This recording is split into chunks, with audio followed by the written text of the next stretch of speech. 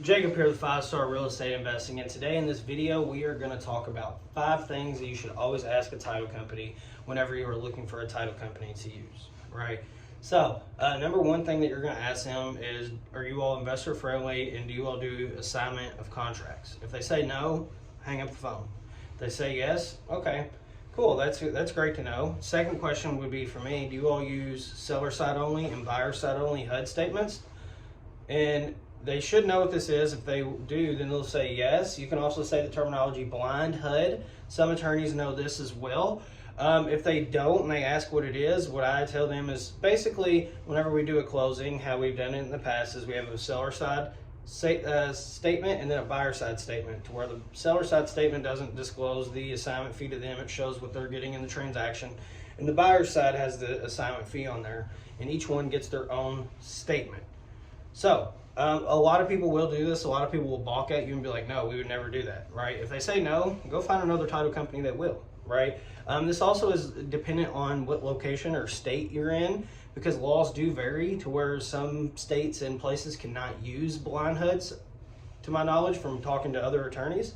So, there is that. Also, number 3, do you all do double closing transactions? So a double close is essentially where you buy the property and then you immediately resell it to the other party so that you all can close and then sell it to somebody else if needed. For example, if you're wholesaling a deal that has a lender involved and the lender does not want to pay the assignment fee, you might have to double close, right?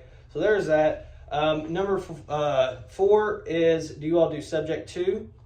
And so you need to know if they do subject to or owner finance closings, because you should always be trying to capitalize on subject to and owner finance closings all the time, right? And then you should always ask what their average closing costs are, and if you should, not really should, but if you can send them your settlement statements so that they can match up your cost, so that they can either beat your cost or be at your cost. So whenever you're wholesaling a deal to your buyer, they're not like, oh, what is all this extra cost in these things?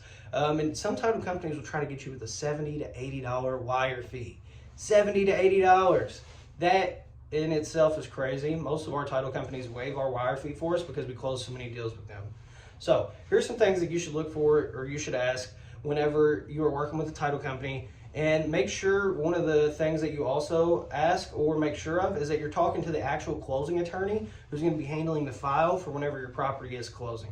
Because we've made the mistake to talk to the paralegal or the guy at the front desk who's as nice as possible. They tell us yes to certain questions, and then we talk to the closing attorney, and it's a whole different thing.